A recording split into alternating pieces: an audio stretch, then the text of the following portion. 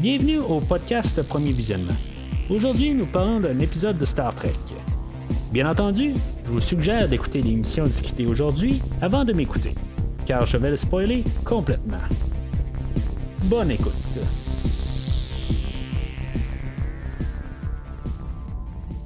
Bienvenue sur le USS Cerritos. Cette semaine, on est en orbite alentour de la planète Ediocana 6. On parle du 9e épisode de Star Trek Lower Decks. On est à l'avant-dernier épisode. La semaine prochaine, naturellement, ça va être le dernier épisode de la saison 1. Est-ce que ça va être le dernier épisode total? Je le sais pas. On a annoncé qu'il va y avoir une deuxième saison, mais en tout cas, dans mon livre à moi, c'est seul l'avenir le dira si, mettons, on va avoir une saison 2. Juste en voyant les codes d'écoute ou qu'on va sur IMDb, on peut regarder le nombre de personnes qui ont coté chaque épisode, puis on peut voir que le chiffre est pas très très haut. Mettons, si on le compare juste avec Star Trek Discovery, le chiffre est pas haut. C'est sûr que c'est un épisode qui est aligné plus à des adolescents que peut-être eux autres vont pas nécessairement sur IMDb, mais il y a quand même une bonne marge de personnes qui ont coté les épisodes, puis le nombre est très très inférieur à Discovery. Fait que, en tout cas, je laisse ça dans l'air. Je suis pas dans les bureaux de CBS, puis peut-être que finalement, tout va bien pour Star Trek Lower Decks et qu'on va un jour parler de Star Trek Lower Decks saison 7. Je le sais pas. Mais en tout cas, aujourd'hui, on est rendu au 9e épisode Crisis Point. Puis, juste mettre ça clair, c'est pas une question de partir le podcast sur le mauvais pied ou dire que je suis mieux que Lower Decks, puis que je déteste le show. Si vous écoutez qu'est-ce que j'ai dit dans les 8 derniers épisodes, que c'est pas un show pour moi, mais je peux voir quand même qu'il y a des bonnes petites affaires. La semaine passée, c'est sûr que j'ai sauté un petit peu un gasket, comme on dit, que j'étais un petit peu tanné des Easter eggs. Aujourd'hui, on dirait qu'on a entendu mon podcast la semaine passée. Je sais pas si, mettons, vous travaillez à CBS All Access puis vous comprenez le français, tant mieux. Puis vous m'écoutez, je vous remercie beaucoup de m'écouter. Mais bien honnêtement, j'en doute. Mais en tout cas, je vais en reparler dans l'épisode aujourd'hui. Je trouve qu'on a fait les choses bien différentes dans les Easter eggs. Puis je vous remercie beaucoup l'épisode d'avoir fait ça. Mais tout d'abord, avant de parler de l'épisode, juste vous rappeler que pour aller chercher les 8 derniers épisodes que j'ai fait sur Lower Decks, vous rendre à premiervisionnement.com, vous allez pouvoir tout trouver les épisodes de Lower Decks, ainsi que toute la série de Star Trek Discovery. La semaine prochaine, je vais faire les deux parties de la finale de la deuxième saison de Star Trek Discovery. Fait que dans quelques jours, toute la deuxième saison de Discovery va être là. Puis une fois que Lower Decks va se terminer, la semaine prochaine, la semaine suivante, on va commencer la série de Star Trek Discovery, saison 3. Fait que c'est un rendez-vous si vous voulez me suivre en écoutant Star Trek Discovery, la 3e saison qui s'en vient dans 2 semaines d'aujourd'hui. Et pas oublier de visiter premiervisionnement.com pour aller chercher les podcasts une fois qu'ils vont être envoyés sur le net. Ils vont être là sur le site, puis en même temps, vous pouvez en profiter en allant sur le site de Premier Visionnement puis voir les films que je couvre à chaque semaine. Puis cette semaine, j'ai couvert le film de Superman 1978 en début de semaine. La semaine prochaine, on va couvrir le film de Superman 2. Qui est sorti 2 ans plus tard, et vous pouvez me rejoindre sur ce podcast-là si maintenant vous voulez pas entendre vous voulez entendre quelque chose d'autre à part du Star Trek que je peux couvrir, vous savez juste aller sur premiervisionnement.com puis vous allez m'entendre parler de films ou de Star Trek. Alors, l'épisode de Lower Decks, Crisis Point. L'épisode va commencer avec Mariner qui rencontre une espèce qui est en train de parler avec avant que sa mère, le Captain Freeman, se téléporte sur la planète. Puis il est en train de prendre des engagements avec le peuple, puis le capitaine elle descend puis elle dit wow, ça marche pas de même.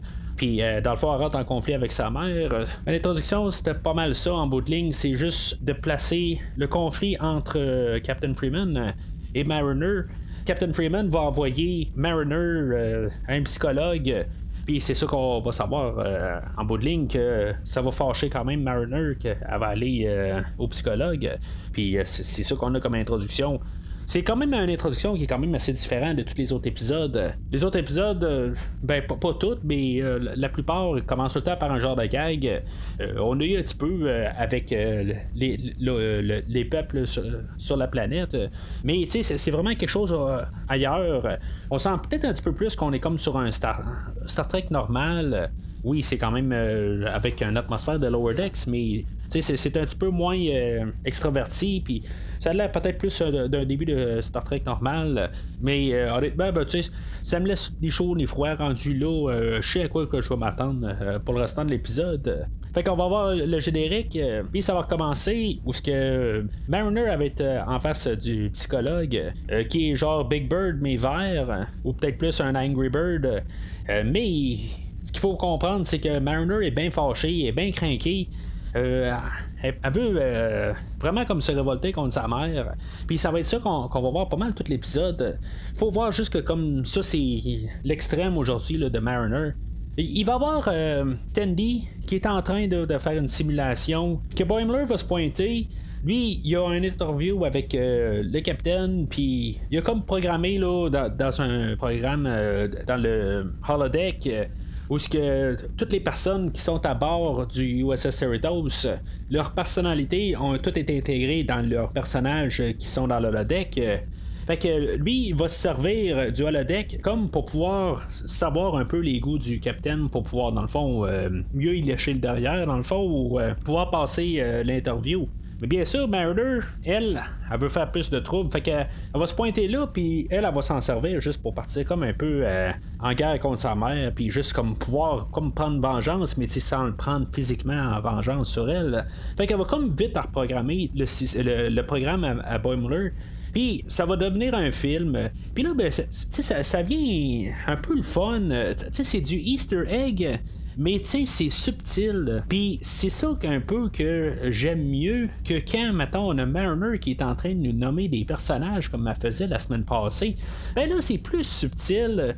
T'sais, on a la musique qui ressemble plus à Star Trek 2 et Star Trek 3, qui était écrit par James Horner dans le générique de l'ouverture du film là, qu'on voit à l'écran. On a le générique qui est écrit comme le lettrage là, ou la police de Next Generation, qui est comme la même police aussi là, pour Lower Decks. Mais tu sais, c'est subtil, mais tu sais, on rend hommage plus à Star Trek. Puis aujourd'hui, on va faire beaucoup d'hommage au film de Star Trek. Mais tu sais, c'est subtil pareil. Sans nous le mettre d'en face, ben oui, on va nous le mettre d'en face, mais à quelque part, on va le montrer. Puis, tu sais, là, si on le pogne, on le pogne. Puis si on le pogne pas, c'est vraiment pas plus grave parce que ça fait partie de l'histoire. Fait que c'est un peu la nuance qu'il y avait la semaine passée où on nous dit juste de l'information qui vaut absolument rien, qui vaut zéro pour l'histoire, juste pour faire des références à un autre épisode de Star Trek dans une autre série. Puis là, ben, on a quelque chose de visuel. Puis ça, je veux dire, j'aime beaucoup mieux ça. Puis là, ben, je suis un petit peu plus captivé en voyant ça, puis plus intrigué à voir qu'est-ce qu'ils font comme idée. Puis je pense que c'est le premier épisode là, qu'on voit de ce pas-là.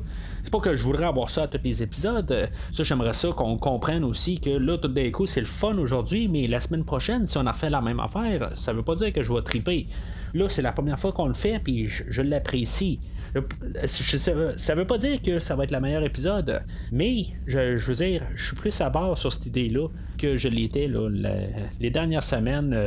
Ce qui est sur les Easter eggs ou les références à d'autres séries de Star Trek. Fait que le film en guillemets commence. On a tout l'équipage du pont qui saute en sidou sur un lac ou une rivière, puis que c'est la fête au Captain Freeman. Puis bien sûr, Boimler, ben, il apparaît de nulle part, puis il pose des questions. Il n'y a pas rapport là, mais dans le fond, lui, le but là-dedans, c'est de poser des questions au Captain Freeman pour qu'il sache les goûts du Captain, puis il puisse mieux l'approcher, puis comme j'ai dit, ben mieux il lécher le derrière pour être un peu vulgaire. Ben, ça va être interrompu drastiquement. Je sais pas si c'est un genre de peut-être une petite référence au début là, de Star Trek Generation où on avait l'équipage du pont qui était sur un petit navire, puis ils ont pendant qu'ils étaient sur leur deck, je sais pas. Ça c'est peut-être un petit peu tiré par les cheveux, mais ça c'est juste mon interprétation, mais c'est quelque chose que je viens d'arriver sur le coup avec. Je le sais pas. Je fais juste lancer l'idée. Fait qu'on va se ramasser sur une base stellaire, puis la mission du Cerritos, qui va être peut-être comme la première mission du Cerritos, parce que là, on va être introduit au Cerritos comme s'il est neuf, qui va quand même un peu rappeler que la scène là, dans Star Trek 1, le premier film là, de la fin des 70, où ce qu'on avait passé quelque chose comme 5-10 minutes alentour de l'Enterprise pour montrer le vaisseau, ben, tu sais, on a refait la même affaire alentour du Cerritos. Une scène que j'aime quand même, juste par idée. On voit le Cerritos de tous ses angles, puis je veux dire, on vire fou dessus. Dans le fond, on l'exagère carrément de montrer le Cerritos, puis même un bout où on spin avec la musique, tout ça. Je veux dire, je suis embarqué, puis je trouve ça le fun. Fait que le Cerritos va partir, il va se rendre à la planète Idlokana 6. Puis il va avoir un genre de vaisseau Klingon. Es-tu exactement Klingon? Ça ressemble au vaisseau Klingon ou le croiseur, le Battle Cruiser D7 Klingon. Ça ressemble un peu à ça. Mais en tout cas, il va dire qu'il y a quelque chose qui marche pas exactement dans le design. Là, mais en tout cas, ça a l'air vraiment d'un vaisseau Klingon. Puis, bien sûr, c'est Mariner qui est le capitaine de ce vaisseau-là. On va la renommer Vindicta, parce que dans le fond, elle est comme en quête de vengeance sur sa mère, tout ça. Je vais parler de elle en ce moment, qui s'appelle Vindicta, juste pour démêler les affaires, surtout que plus tard, on va revoir comme un personnage de Mariner. Vindicta, elle a 2 personnes sur son pont, 3 au fait. Il va y avoir Tandy, qui est une pirate Orion, qui est bien sûr Tandy juste en costume d'Orion, et Rutherford qui a le nom de Bionic 5, qui a un peu le costume qu'on avait vu là, dans les derniers épisodes. Il y avait un personnage là, qui avait l'air quasiment de sortie d'un film de Mad Max. Je sais pas si c'était la semaine passée, mais en tout cas ça veut dire qu'on a repris un peu le costume là, avec des pics, tout ça. Fait que je sais pas si c'était ça exactement là, mais je reconnais pas exactement l'accoutrement de Rutherford, mais en tout cas, on va avec ça. Puis, on a comme une petite parodie là, de Boimler qui s'appelle Shimpo, mais qui va servir à un mauvais café, ou un café que Mariner va choisir de pas aimer, parce que peut-être qu'il était bon, mais en bout de ligne, elle voulait juste comme passer un message à Boimler, puis elle va le désintégrer carrément sur place. Mais à ce point-là, je me dis, ok, c'est craqué un peu pareil, ça reste un comique, mais tu sais, juste désintégrer une personne de même, ok, pour l'instant, c'est pas exactement Boimler, ça peut aller. Là, ils vont s'engager un peu sur une guerre de mots, puis finalement, Vindicta, elle va monter à bord du Cerritos, puis là, elle va commencer à massacrer l'équipage. Puis là, c'est là un petit peu que j'ai un peu de problème avec l'idée du scénario. Ok, c'est un comique, mais comme j'ai déjà parlé dans l'épisode de Discovery, je sais pas, vers la 7 ou 8e épisode, quelque part, on avait Henry Budd qui est arrivé une fois sur le Discovery, puis qui arrêtait pas de tuer tout l'équipage du Discovery. Je peux pas croire à quelque part que quelqu'un peut être sain à la longue à force de tuer du monde, puis qu'il revienne quelque chose sans vouloir tuer par la suite et devenir un maniaque carrément. Je peux pas comprendre quelque part. Je suis pas un meurtrier, puis je comprends pas exactement comment un meurtrier pense à 100%. Mais je suis certain qu'à quelque part, si tu tues quelqu'un, que tu as le visage, ton cerveau doit enregistrer que tu tues quelqu'un que tu vois tous les jours. Je peux pas croire qu'à quelque part tu peux redevenir l'être que tu étais avant. C'est sûr que c'est un comique, puis il faut pas penser plus loin que, je veux dire, qu'est-ce qu'on voit, puis qu'en bout de ligne, à la fin de l'épisode, on enterre tout ça. Mais Mariner va virer tellement sur la tête là, dans tout l'épisode, elle va tuer quasiment tout le monde sur le vaisseau. Il y a même un bout où ce que Tandy, elle va dire, hey, wow, ça marche pas dans ta tête, là, tu peux pas faire ça. Ça bien beau être un genre d'hologramme, puis c'est pas les vraies personnes, mais rendu là, ça marche pas dans ta tête. Puis surtout qu'on nous le met en pleine face, ça veut dire qu'ils ont quand même un peu la mentalité d'y penser. Fait que moi, je me dis, ça n'a pas de sens en bout de ligne qu'on a un personnage qui est comme ça, puis qu'à la fin, ben, il faut faire comme si de rien n'était. Comme j'ai dit, c'est un comique, puis il faut laisser ça aller. Puis c'est l'humour du show, c'est un humour là, de South Park ou de Rick and Morty, c'est l'humour noir, je le sais. Mais là, on parle de Star Trek, puis c'est quelque chose on dirait que, je sais pas, ça n'a pas sa place. Si, mettons, on veut nous dire que c'est dans l'univers de The Next Generation, Voyager, Deep Space Nine, la série originale, c'est fait toute partie d'un lot au complet, c'est tout fusionné ensemble, ben ça ne marche pas avec. Dans toute la simulation, il va y avoir Rutherford que, je sais pas, il est rendu en amour sur le commandant Billups, que lui c'est un génie informatique, mais je sais pas, ça sort un peu de nulle part. Ok, c'est beau, ça a pas l'air d'être tout à fait amoureux leur affaire, mais c'est vraiment louche comme affaire. En tout cas, c'est vraiment étrange. Puis honnêtement, j'en ai un petit peu rien à foutre là. Mais à quelque part, on voyait Rutherford puis Tandy pas mal s'entendre, puis là, ben, tout d'un coup, on dirait que c'est autre chose. En tout cas, je veux dire, c'est comme ça n'a pas rapport du tout, carrément, là, cette scène. Ben, les quelques scènes là, qu'il fait comme montage, je l'ai pas tout à fait saisi, qu'est-ce que ça voulait faire.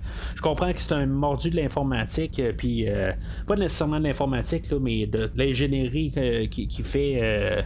Toute la mécanique dans le Cerritos, ça je le comprends là, mais en tout cas, je veux dire, c'est comme disproportionné là, un peu toute cette section là, de l'épisode.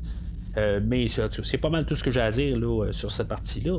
Il va y avoir Mariner qui va se ramasser sur le pont, il va y avoir Shax qui va avoir son gros canon, puis on va envoyer une tête de bug comme une genre de grenade, puis ça va tuer carrément Shax. Puis c'est là que Tandy là, elle va dire ben là c'est assez, là, tu délires Mariner, puis moi je m'en vais, là, ça n'a plus de sens ça. Fait que il va rester pas mal Mariner et Freeman. Une fois qu'il va commencer à se battre, ben Mariner elle va virer encore complètement dingue, ben raide, puis elle va faire sauter son vaisseau, qui va faire que le Cerritos, avec l'onde d'impact de son vaisseau à elle, ben ça va faire que le Cerritos va cracher sur la planète.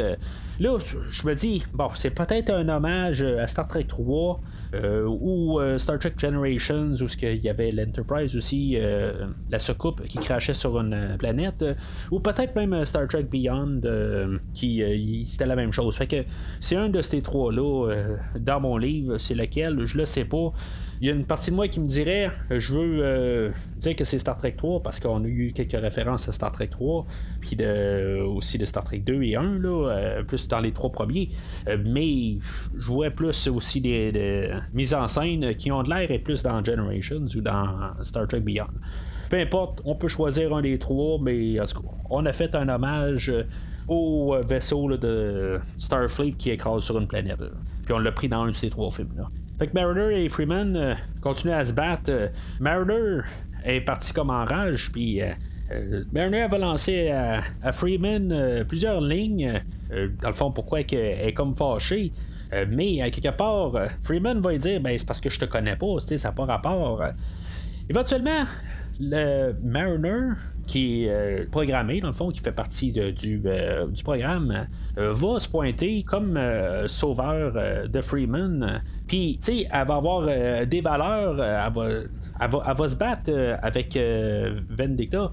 Mais, tu sais, c'est ça que je trouve qu'il est un petit peu changé aussi. T'sais, ils vont se battre, puis on va nous décrire le personnage de Mariner, puis en bout de ligne, ben, ils vont comme s'entretuer. Mais Vendetta ou la vraie Mariner, ben, avec ça, ben, elle va comme réaliser qu'elle est en train de s'auto-tuer ou s'auto-détruire, en train d'agir comme ça. Ça va être comme sa thérapie dans tout ça, puis que ça va y avoir fait du bien de comme faire face à elle-même, puis qu'elle commence à agir un petit peu mieux, là, puis qu'elle apprécie dans le fond sa mère, puis tout l'équipage à bord du Cerritos. Puis pour revenir un petit peu avec le début où ce que je disais, tout ça, je peux pas croire quelque part que logiquement tu peux revenir de avoir massacré un vaisseau puis revenir. Je crois pas à ça, mais pour l'histoire puis pour l'univers, si on arrête de penser que Lower Decks va embarquer dans l'univers ou fusionner avec tout ce qu'il y a de Star Trek à part Lower Decks, ben, que tout fusionne ensemble, ben si maintenant on se dit qu'il y a juste Lower Decks qui est dans ce bulle à part, ben ok, je peux comprendre que ça va marcher. Bien sûr, on sait que Freeman, elle aime sa fille, puis ça aussi, il fallait comme juste être sûr que c'était correct dans son côté. Boimler va tomber sur la fin du programme, puis on va voir que le programme de Freeman ben, est comme en train là, d'être en deuil sur sa fille, mais en même temps ben, elle va apprendre, ou lui Boimler va apprendre qu'il est comme pas supposé de savoir que c'est la fille au Captain Freeman, fait que il va avoir son entrevue avec Captain Freeman, puis dans le fond il va figer à partir de là. T'sais, il va avoir pris des notes tout le long de l'épisode, puis c'est ça la joke dans le fond, c'est que demain il va figer puis il sera pas capable là, de passer l'entrevue, fait que pas de nouvelle job pour Boimler la semaine prochaine. Fait que ça couvre pas mal l'épisode. Il va y avoir un dernier gag où il va y avoir Vindicta qui va comme ressusciter à la manière là, de Star Trek 3 à la recherche de Spock, qu'elle se ramasse comme sur Genesis puis qu'elle finalement est erronée. Puis on avait vu Leonardo da Vinci avec une carabine. Ça a vraiment pas de sens, ça n'a pas rapport. C'est un drôle de gag quand même pour terminer dessus, puis finalement, ben, c'est ça, il va la tuer. Puis on finit là-dessus. Il y a la fin où ce que le générique commence, qui est un dernier petit hommage à Star Trek 6, où on avait eu tout l'équipage qui faisait comme signer leur signature à la fin du film. Puis comme j'ai dit, ça passe parce que c'est tout visuel, puis si on n'a pas vu, ben tu sais, on se dit ok, ils mettent les noms, on sait pas pourquoi, mais ils mettent les noms, puis tu sais, ça fit un peu rendu là, puis on n'est pas en train de nous marteler. Si on nous aurait dit par-dessus, tu sais, on fait comme dans les films de Star Trek, ou tu sais, on nous l'aurait dit que dans The Undiscovered Country, ben, c'est comme ça que le film finissait, tout ça, tu sais. Ça passera pas dans mon livre. Mais là, tu sais, je veux dire, c'est subtil, puis si tu sais c'est quoi, ça l'embarque, puis moi, je suis pour ça, pour faire ça. Je vais dire que c'est peut-être une des meilleurs épisodes qu'on a eu dans la série Lower Decks. Pour des affaires de même. Point de vue logique, je suis pas trop sûr. Je trouve qu'en quelque part, j'aime pas bien Mariner. Je pense que je mets ça assez clair là, quasiment à chaque épisode.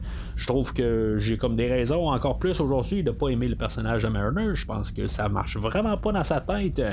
Là, à savoir qu'est-ce qui va se passer la semaine prochaine, est-ce qu'il va y avoir vraiment une suite à l'épisode d'aujourd'hui, que peut-être les liens vont être mieux avec sa mère? Je pense pas qu'il va y avoir de suite la semaine prochaine. Peut-être, je vais être surpris. Mais je pense que si maintenant l'épisode d'aujourd'hui aurait été la dernière épisode, je trouve que ça aurait été une belle manière. Puis ça aurait fait comme un dernier clin d'œil avec Star Trek 6, justement, avec les signatures à la fin, tout ça. Je trouve que ça aurait été comme un double sens à quelque part. On est à la fin de la saison, puis on est à la fin là, des films de Star Trek avec les personnages là, de la série originale, tout ça. Fait que, tu sais, ça veut pas dire qu'il n'y en a pas après, parce qu'il y a eu quand même Generations par la suite, puis en tout cas, il y a des films qui ont suivi, mais, tu sais, c'est juste que je trouve que ça aurait été un double clin d'œil, puis ça aurait bien comme terminé peut-être la saison. Puis comme l'épisode d'aujourd'hui, ben, je trouve qu'il est quand même assez potable, comme une fin de saison. Puis ça aurait fini quand même assez peut-être un peu plus élevé que la plupart. C'est sûr que j'ai pas tous les épisodes dans la tête, tout ça. C'est comme après 3 jours, ils sont passés dans mon dossier, dans mon cerveau, puis que je pèse sur delete dessus. Puis je repense plus vraiment à l'épisode dans les dernières semaines de Lower Decks. Mais on arrive à la fin. Dans mon bilan que j'ai, c'est peut-être une des meilleures, ou plutôt une des plus stables comme épisode. Il y a une couple d'épisodes que dans les 8 premières, il y en a qui étaient pas pires, mais je sais qu'il y en a que le problème, c'est généralement que il y a des choses qui sont bonnes, mais il y a des affaires qui sont vraiment exécrables puis qui me répugnent. Fait que aujourd'hui, oui, surtout dans les choses qui me répugnent, c'est quand on part dans l'extrême. Puis oui, il y a de l'extrême aujourd'hui, mais il y avait quand même un petit peu de sens dans ce qui se passait. Puis, tu sais, à la fin, où il y avait comme un peu toutes des explosions, tout ça, où ce que ça brassait pas mal, puis puis ça restait quand même un peu réel quand même. C'était pas juste des monstres qui se promènent, c'était pas une pièce qui faisait partie du Cerritos qui devenait vivante tout à coup, comme on avait eu dans un tel épisode. Comme mettons cet épisode-là en particulier, qu'il y avait un des personnes de l'équipage qui était un peu lâche, puis qu'il laissait comme un peu tous les autres faire le travail, puis que lui il s'était planté. L'épisode était quand même pas si pire, mais justement là à la fin, ben ça partait un peu dans tous les sens, puis c'est là où ça m'a refroidissait beaucoup pour l'épisode. Aujourd'hui, il n'y a pas vraiment quelque chose qui m'a vraiment refroidi. Pour l'épisode en soi, c'est sûr que Mariner, si maintenant on l'embarque dans l'univers, comme j'ai dit, ça fait la 3e fois que je le dis, c'est sûr que ça m'a refroidi un peu. Mais si je la regarde pour l'épisode elle-même, j'ai eu quand même assez de fun aujourd'hui pour dire que c'est probablement la meilleure ou une des meilleures de la saison. Alors, moi je pense que juste la semaine prochaine, ce qui va rester, c'est d'avoir un gros caméo ou quelque chose qui va plus lié à l'univers Star Trek. Je pense qu'on va avoir quelque chose un petit peu en guillemets gros la semaine prochaine pour clôturer la saison. Comme qu'on avait eu à la fin de Discovery, la première saison, ben on avait vu le Enterprise fait que je m'attends à peut-être quelque chose de similaire la semaine prochaine. On verra bien. La semaine passée, on a eu John Delancey qui était venu pour faire le personnage de Q. Puis on avait eu Kurtwood Smith aussi qui était revenu, pas un personnage qu'on connaissait, mais l'acteur qui avait quand même fait quelques personnages là, dans l'univers de Star Trek. Fait que je m'attends à quelque chose la semaine prochaine, je sais pas quoi, on va se savoir la semaine prochaine, puis je vais être là pour en parler, bien sûr. Alors, c'est pas mal la fin pour l'épisode d'aujourd'hui. La semaine prochaine, comme j'ai dit un peu plus tôt, on va finaliser Star Trek Discovery, la 2e saison, puis plus tard dans la semaine, ben, bien sûr, on va finir Lower Decks, on va se préparer pour la 3e saison de Discovery, puis tout dernièrement, ben, la semaine prochaine, comme j'ai dit encore un peu plus tôt, ben, on va couvrir aussi le film de Superman 2 si vous voulez entendre quelque chose d'alternatif à part d'entendre parler de Star Trek. Alors, d'ici le prochain épisode, longue vie et prospérité.